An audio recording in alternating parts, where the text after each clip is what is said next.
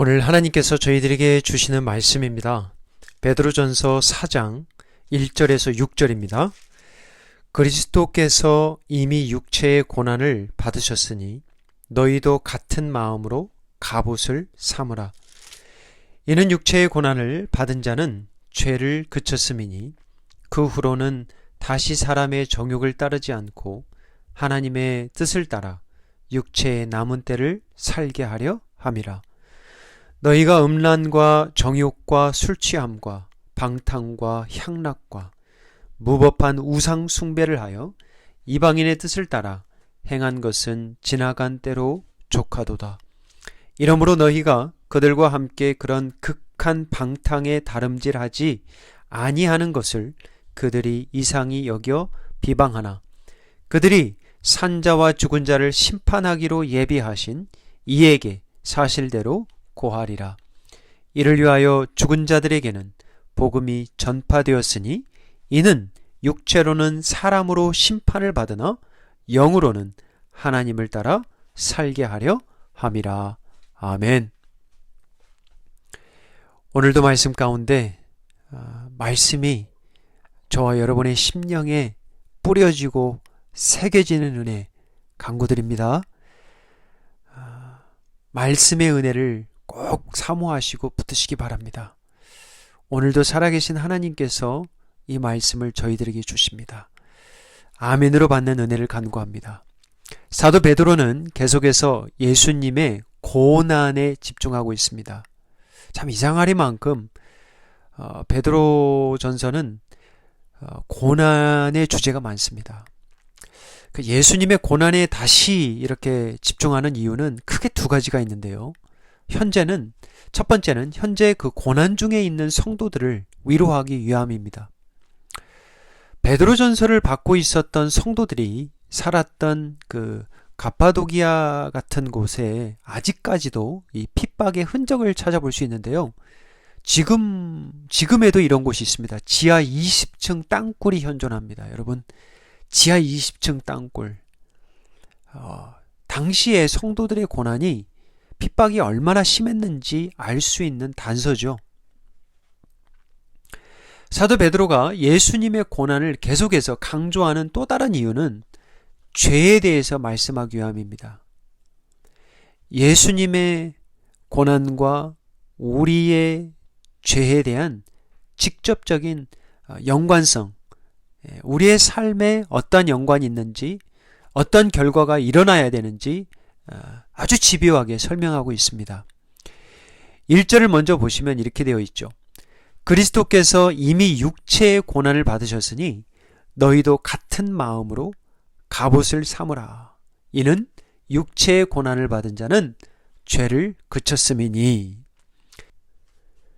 예수님의 십자가의 대속의 죽음과 부활을 강조했던 사도 베드로는 이제 본격적으로 우리의 삶에 적용하고 있습니다. 예수님이 고난 받으심으로 죽으셨다는 의미가 과연 나의 삶에 어떻게 드러나야 되는가, 나하고 도대체 어떠한 관련이 있는지 조목조목 알려줍니다. 예수님과 같은 마음으로 갑옷을 삼으라 하십니다. 이 말씀을 원본 그대로 해석하면 예수님과 같은 마음으로 너를 무장하라는 뜻입니다. 군사적인 표현이죠. 당시에 많은 전쟁들이 있었겠죠. 전쟁에 나가기 전에 군사들이 반드시 준비해야 하는 것이 있죠. 무장입니다. 무장. 갑옷을 입고 무기를 가지고 무장하는 거죠. 예수님의 죽으심과 부활하심을 믿는 성도들이 무장을 해야 되는데 무엇으로 무장하라고 그러냐면 예수님과 같은 마음으로 무장하라. 마음으로 무장하래요.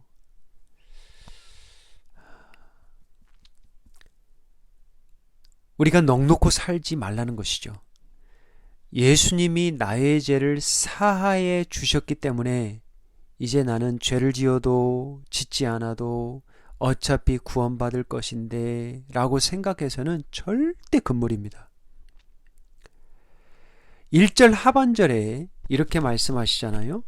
다시 한번 보면 육체의 고난을 받은 자는 죄를 그쳤음이니. 예수님이 십자가의 고난을 받고 죽으신 이유는 철저하게 죄 때문이었습니다. 이거를 여러분 꼭 잊지 마세요. 죄의 문제 때문이에요. 저와 여러분의 죄. 예수님의 죄가 아닌 저와 여러분의 죄를 대신 지시기 위함이었습니다. 이게 복음이에요. 이게 십자가입니다. 이게 교회의 본질입니다. 육체의 고난, 즉 육체의 죽으심, 피 흘림 없이는 죄를 대신 사할 수 없기 때문에, 죄를 없앨 수 없기 때문에, 죄를 그칠 수 없기 때문에 예수님께서 십자가에 달리신 것이죠. 사도 베드로는 본격적으로 십자가 이후의 삶은 이제 그러면 어떻게 바뀌어야 되는가? 예수님의 십자가의 보혈의 흘리심이 나의 삶에서 어떻게 결과적으로 드러나야 되는가? 말씀하는 거죠. 우리가 매년 고난주간과 부활절을 맞이합니다. 여러분, 믿음 생활 하시면서, 신앙 생활 하시면서 몇 년째입니까? 지난주가. 짧게는 5년, 6년, 길게는 10년, 20년, 30년, 40년, 50년도 되신 분들도 계실 거예요. 하나님께서 매년 고난주간과 부활절을 주시는 이유가 무엇일까요? 하나님이 저와 여러분을 십자가의 예수님, 부활의 예수님으로 다시 부르시는 거예요. 십자가와 부활이 지난 첫 주일입니다. 그 후로 저와 여러분의 어떤 변화가 있나요? 전혀 변화가 없어요? 십자가의 고난과 부활이 저와 여러분의 삶을 변화시키는 참 은혜가 되기를 바랍니다.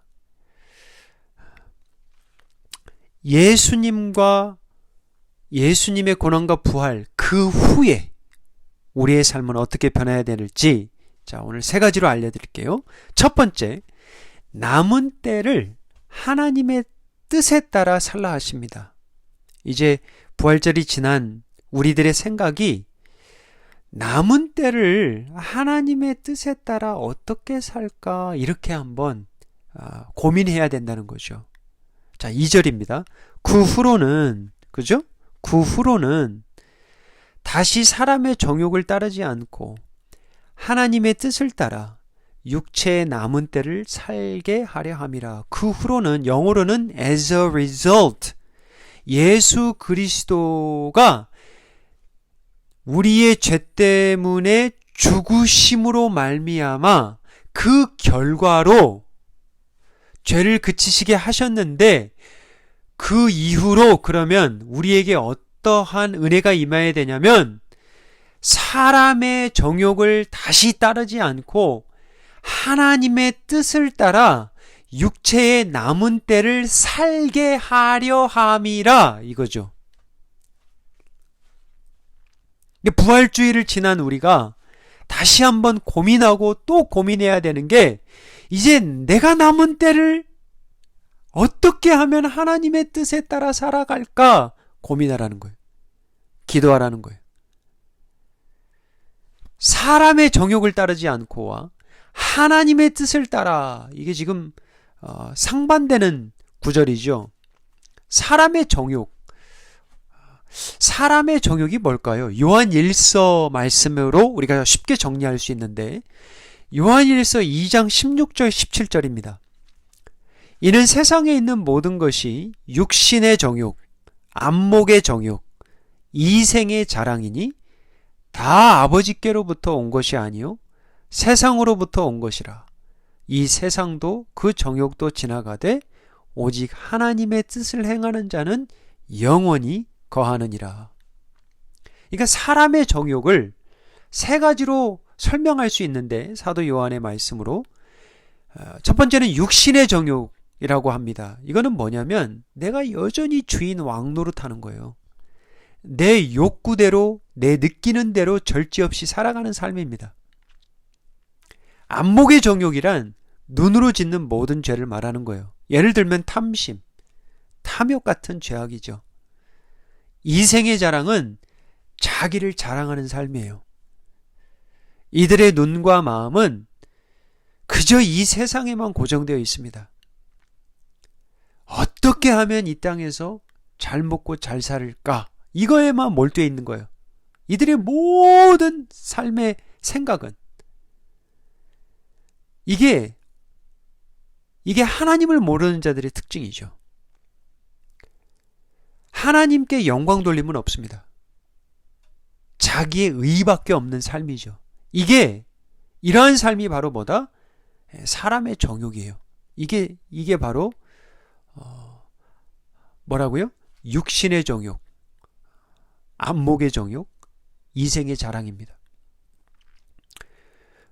2절 다시 한번 확인하겠습니다.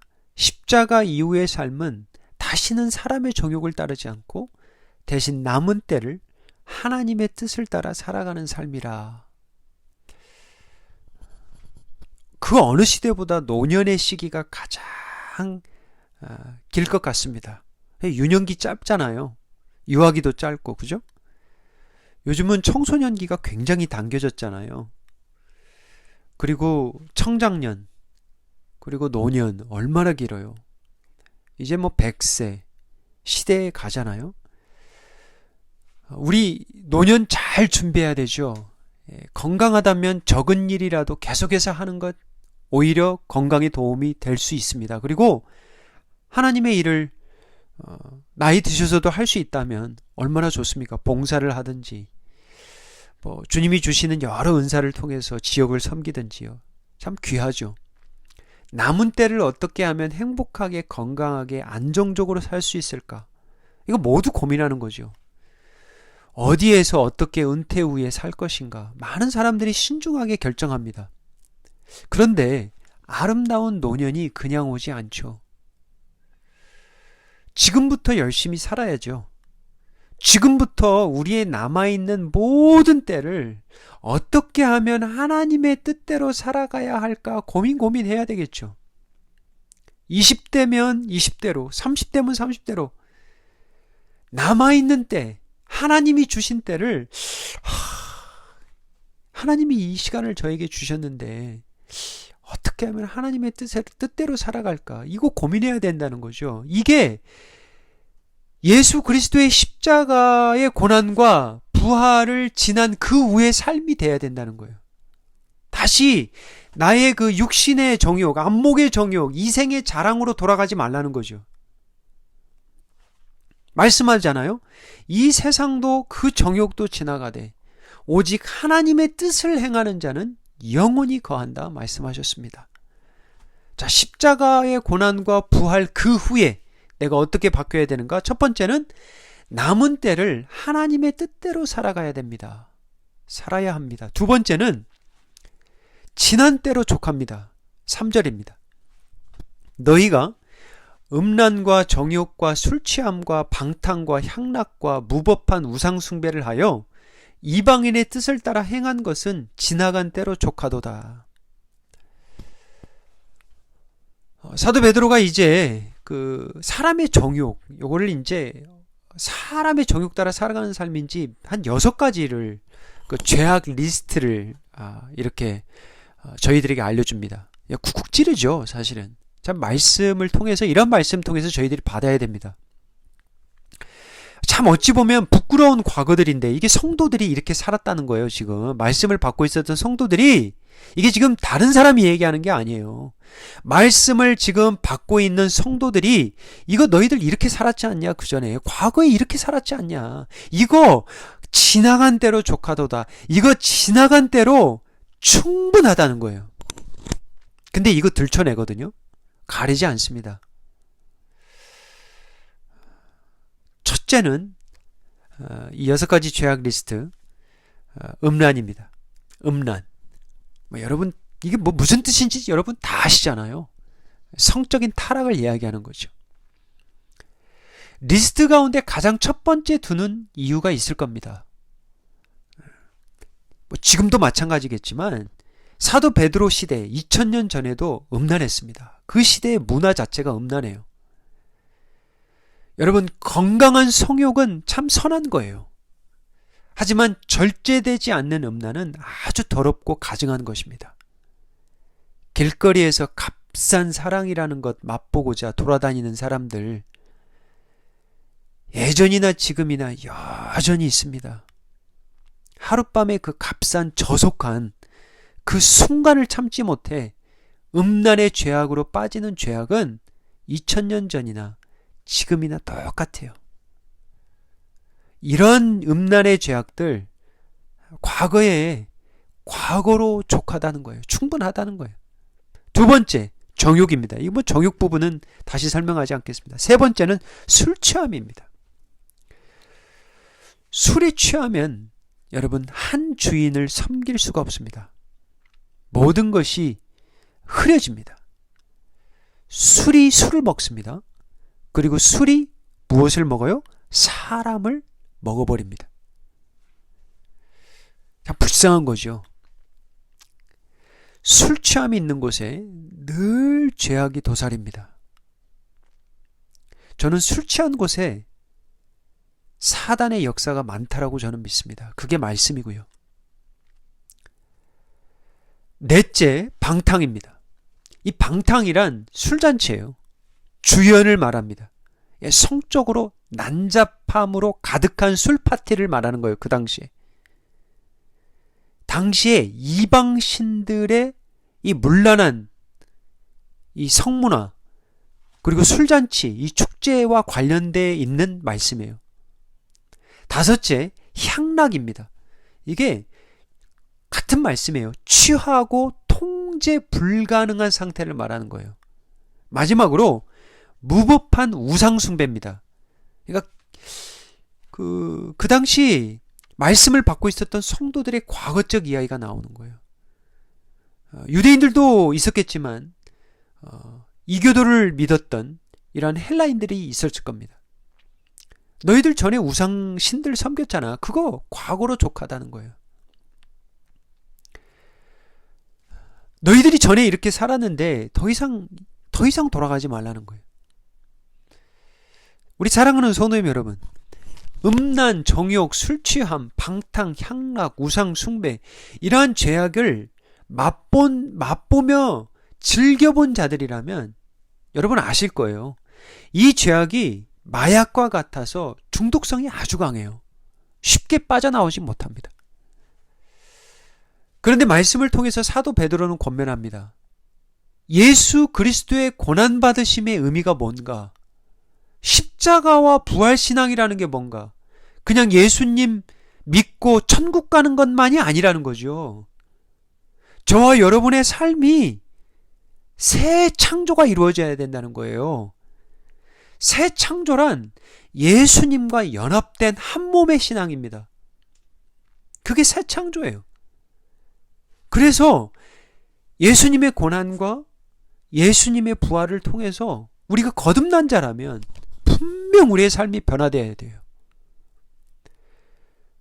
예수님의 죽으심이 과연 나의 신앙과 무슨 관계가 있나 명확하게 설명해주는 또 한 구절이 있는데 이 로마서 6장 10절에서 13절 참 귀한 말씀이에요. 천천히 한번 읽어보세요. 그가 죽으심은 예수님의 죽으심이죠. 죄에 대하여 단번에 죽으심이요. 그가 살아계심은 하나님께 대하여 살아계심이니 이와 같이 너희도 너의 자신을 죄에 대하여는 죽은 자요 그리스도 예수 안에 하나님께 대하여는 살아있는 자로 여길지어다. 그러므로 너희는 여기서 이제 결과가 나오죠. 예수 그리스도의 죽으심이 뭔가? 그러므로 너희는 죄가 너희의 죽을 몸을 지배하지 못하게 하여 몸의 사욕에 순종하지 말고 또한 너희의 지체를 불의의 무기로 죄에게 내주지 말고 오직 너의 자신을 죽은 자 가운데에서 다시 살아난 하나님께 드리며 너의 지체를 의의 무기로 하나님께 드리라. 예수 그리스도의 십자가의 고난, 우리의 죄를 위하여 죽으심, 그 의미가 뭔가? 내 몸을 죄가 지배하지 못하게 하라는 거예요. 몸의 사욕에 순종하지 말라 하십니다. 너의 지체를 불의의 무기로 죄에게 내주지 말라 하십니다. 대신 의의 무기로 하나님께 드리라 말씀하십니다. 왜 나의 삶이 변할까요? 왜 성숙해 갈까요? 성화될까요? 반면에 왜 변하지 않을까요? 신앙생활을 하는데 왜 변하지 않을까요? 우리가 그리스도를 믿는 성도라면, 성령의 다스림 아래에 있다면 우리는 반드시 변화됩니다. 그리고 성화됩니다. 한번 저와 여러분의 삶을 곰곰이 점검해 보세요. 나는 과연 성화되고 있는가? 다듬어지고 있는가? 예수 그리스도의 형상으로 변화되고 있는가? 예수님의 형상으로 변화되지 않고 있다면 여전히 이 정욕, 이 이생의 자랑에 계속해서 나의 그 또 다른 주인, 우상에 아직도 묶여 있다면 한번 다시 돌아봐야 돼요. 십자가의 능력과 부활의 능력이 여러분의 삶을 통해서 드러나고 열매를 맺어야 되거든요. 여러분, 신앙은 단순한 암기나 계산이 아니에요. 요한복음 3장 16절, 창세기, 이게 아니에요. 신앙은 예수님과 연합한 변화된 삶이에요. 예수님과 연합이란 단순한 교리가 아닙니다. 예수님과의 연합은 동거를 말하는 거예요. 동거. 함께 살아가는 거예요. 그게 신앙입니다. 예수님과 함께 살아가는데 전혀 내 삶에 변화가 없다. 아직도 술에 취해 흥청망청 살아간다. 그 심령에 십자가의 죽으심과 부활이 없는 영혼일 수도 있어요. 조심스럽지만. 여러분, 믿는 자도 더 조심해야 되는 게 잠깐 유혹, 잠깐 이거 평생 망친다는 거 기억하십시오. 그리고 이 6가지 죄악들을 보면 음란, 정욕, 술 취함, 방탕, 향락, 우상숭배의 공통점 하나가 뭐냐면 이거 거의 혼자 짓는 죄 아니에요. 파트너가 있습니다. 여러분, 혼자 죽는 것이 아니라 다른 사람들을 죽이는 살인행위예요. 음란도 마찬가지고요. 술 취함도 마찬가지고요. 향락도 마찬가지고요. 마치 만취 상태에서 운전하는 것과 같습니다. 이번 한 번만. 다음에는 안 할게. 이번에도 괜찮을 거야. 지금까지 이렇게 살아왔는데, 하나님이 얼마나 지금까지 은혜를 주셨는데, 이렇게 생각하시면 큰 오산입니다. 신앙은 머리가 아니에요. 신앙은 구구셈이 아닙니다. 신앙은 변화된 삶이에요. 예수님과의 연합은 말씀의 동의뿐만이 아니에요. 아멘, 동의합니다만이 아니에요. 내가 그렇게 살겠습니다. 예수님과의 동거하는 삶입니다. 여러분, 구약 역사에서 성전이 무너지는 것처럼 참 하나님의 심판, 참 놀라운 게 없죠. 믿는 자들이 이거 전혀 예상 못했습니다. 과연 성전이 무너질까? 근데 무너지잖아요. 하나님 무너뜨리잖아요. 근데 이거 순간입니다, 여러분. 근데 성전을 재건하는데 최소 150년이 걸렸어요. 꼭 기억하십시오. 오늘 말씀 받으면서. 성전 무너지는 건 순간이지만 성전을 재건하는데 최소 150년이 걸렸습니다. 그것도 1차 재건, 2차 재건, 3차 재건에 걸쳐서 재건돼요. 재건될 때 엄청난 방해가 쏟아졌어요. 그리고 많은 희생이 있었습니다.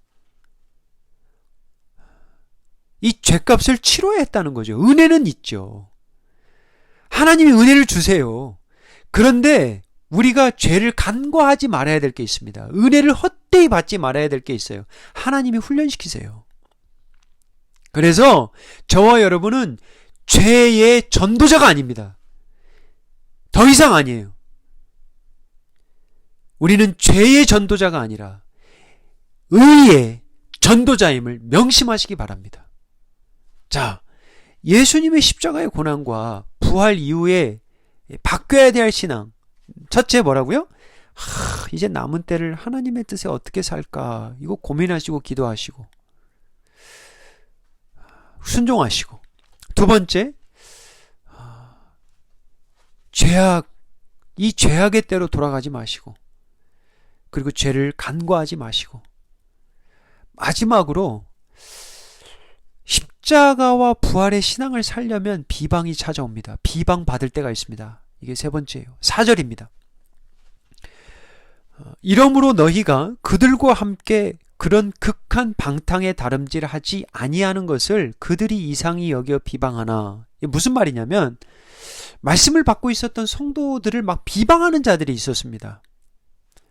음란과 정욕과 술취함과 방탕과 향락과 무법한 신들의 제사에 함께 참여했던 성도들.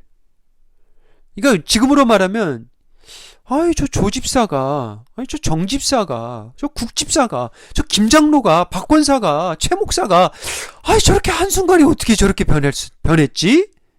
아니, 예전에 우리와 이렇게 같이 술 먹고 방탕하고 향락하고 이렇게 좀 재밌게 인생 살았는데 이게 무슨 예수, 무슨 부활, 무슨 심판, 왜 저렇게 난리야? 남은 때 즐기고 살아야지. 얼마나 살겠다고. 뭐 그렇게 고리타분하게 사냐고. 예수님이 밥 먹여주냐고. 그것처럼 바보짓이 없다고 비난할 수 있다는 것이죠. 실제로 불신자 가정 가운데 예수님 믿기 시작한 첫 세대들이 겪는 고난들, 비난들 얼마나 많았습니까? 형제들과 관계가 소원해지기도 하고요. 부모님에 대한 제사 드리지 않는다는 이유로 멀어지기도 합니다, 여러분.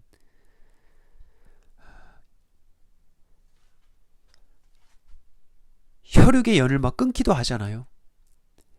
부모와 자녀들의 관계도 틀어지잖아요.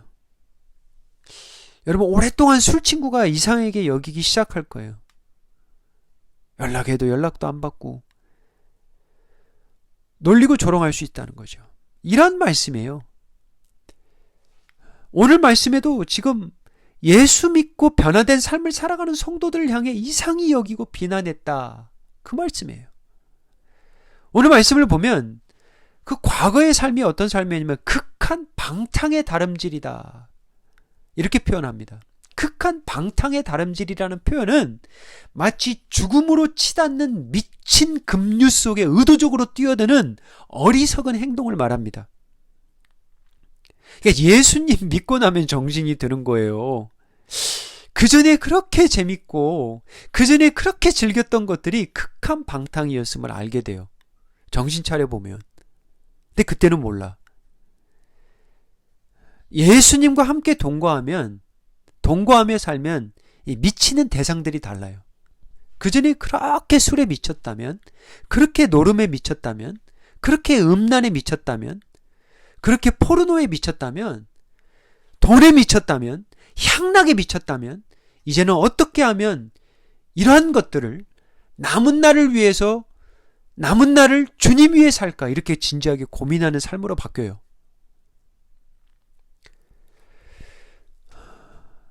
오늘 말씀을 받으면서 남은 날을 어떻게 하면 하나님의 뜻을 위해 살 수 있을까? 은혜를 간구하시기 바랍니다. 우리가 남은 날을 계수할 수는 없습니다. 며칠이 남아있는지는 몰라요. 주님이 부르시면 가야 되니까. 하지만 고민을 하라는 거죠. 그냥 1년 전과 2년 전과 똑같이 살지 말라는 거예요. 예수 그리스도의 고난과 이 고난주간과 부활절을 마친 보낸 그 후의 삶이 바뀌어야 된다는 거죠. 사도 베드로 오늘 본문 말씀 정리하면서 심판이라는 주제로 끝을 맺습니다. 5절입니다. 그들이 산자와 죽은 자를 심판하기로 예비하신 이에게 사실대로 고하리라. 아무리 그들이 비난하고 성도들을 핍박하고 조롱해도 결국은 이것들이 다 심판자에게 결국은 이게 들어간다는 거예요. 산자와 죽은 자를 심판하시는 분이 있다는 거죠. 요한복음 5장 22절 말씀 보면 아버지께서 아무도 심판하지 아니하시고 심판을 다 아들에게 맡기셨으니, 이런 말씀처럼 하나님 아버지는 아들이신 예수님께 산자와 죽은 자를 심판할 권세를 주셨습니다. 사도 베드로도 선포하는 거예요. 심판은 모든 자에게 임할 것인데 그 어느 누구도 피해갈 수 없는데 예수님이 심판자시라는 거예요. 산자와 죽은 자를. 6절입니다. 그들이 산자와 죽은 자들에게도 복음이 전파되었으니 이는 육체로는 사람으로 심판을 받으나 영으로는 하나님을 따라 살게 하려 함이라. 산자들에게 복음이 전파되었다라는 것은 이해가 되는데 죽은 자들에게도 복음이 전파되었다. 그래서 이 말씀을 또 이미 죽어 연옥에 있는 이러한 사람들에게 복음이 전파됐다, 이렇게 해석하면 안 되고요. 베드로 시대에 살았을 때 이미 복음 듣고 죽은 자들을 말하는 거죠. 이들에게도 무슨 심판이 임했냐면 믿는 자들에게도 육체의 죽음이라는 심판이 임했습니다. 이거는 죄의 삭은 사망이기 때문에 이건 육의 죽음은 피할 수 없다라는 거죠. 하지만 영으로는 하나님을 따라 살 수 있었다라고 베드로가 강조하는 거예요. 그래서 심판은 믿는 자에게는 위로이며 소망이지만 이 땅에서 예수님께 항복하지 않고 끝까지 순종하지 않는 자에게는 육신의 심판뿐만 아니라 영의 심판도 임한다는 거죠. 여러분, 산자나 죽은 자가 모두 하나님 앞에 줄을 서서 심판을 기다리고 있는 모습 한번 상상해 보세요. 그리고 하나님 앞에 서서 심판을 받는다고 한번 생각해 보시죠. 한 사람씩 앞으로 나아가서 저와 여러분의 음란과 정욕과 술취함과 방탕과 향락과 무법한 우상 이런 거 다 들춰낼 거예요. 그런데 주 안에 있는 이 영혼들이, 이 축복이 뭐냐면 이런 죄악들이 다 드러날 때 우리의 보혜사이신 예수님이 변호해 주실 겁니다. 아버지, 내가 이 아들을 책임지겠노라고. 이들은 비록 죄인들이지만 나를 주님으로, 나를 구원자로 삼은 자라고. 나를 믿고 난 후에는 비록 때로는 넘어지고 때로는 유혹됐지만 그때마다 애통하며 회개한 자라고. 아버지, 내가 이들을 위해 십자가에서 내 보혈로 구속하여 샀노라고. 이는 내 것이라고 변호해 주실 것입니다. 할렐루야. 말씀을 맺습니다. 어떤 분들은 오늘을 남은 날의 마지막처럼 살아갑니다. 이렇게 바꾸어 생각해 보면 어떨지요? 오늘이 남은 날의 첫날이다. 오늘이 내 인생의 남은 날의 첫날이다. 그러면 매일이 남은 때의 첫날이 되는 축복이에요. 매일이 첫날이에요. 우리 사랑하는 성도님 여러분, 그 후로는 이라는 은혜를 간구합니다. 예수 그리스도의 고난과 부활을 지난 첫 주일입니다. 저와 여러분의 그 후에 어떠한 은혜가 임했습니까? 지나간 때는 지나간 대로 족하다는 은혜를 간구하십시오. 지나간 것에 너무 빠져 있지 마세요. 지나간 것은 지나간 것이에요. 주님이 덮어주시면 덮는 거예요. 왜 자꾸 생각하세요? 이제 남은 때를 바라보고 살아가시기 바랍니다. 이제 남은 날의 매일을 남은 때의 첫날로 감사하며 살아가는 은혜를 간구합니다. 사랑하는 성도님 여러분, 예수님 부활하셨습니다. 예수님 살아계십니다. 그리고 저와 여러분의 변호자 되십니다. 예수님, 저 여러분과 영원토록 함께 하십니다. 기도하겠습니다. 아버지 하나님, 예수님이 우리의 삶의 전과 후에 분기점, 경계선이 되게 하옵소서. 남은 날들을 다시는 우리의 정욕이 아닌 하나님의 뜻대로 살아가는 은혜를 허락하여 주옵소서. 우리의 마음의 중심에 예수님이 아닌 다른 주인들이 있음을 주님 고백합니다. 두 주인을 섬기지 않도록 주님, 저희들에게 회개의 은혜를 허락하여 주옵소서.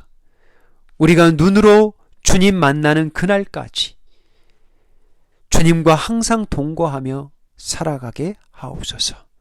심판이 우리에게는 위로가 되는 은혜를 내려주옵시고 주님 만나는 그 천국의 소망을 가지고 매일매일의 삶이 남은 날의 첫날의 기쁨으로 저희들을 인쳐주시옵소서. 예수님의 이름으로 기도하옵나이다. 아멘.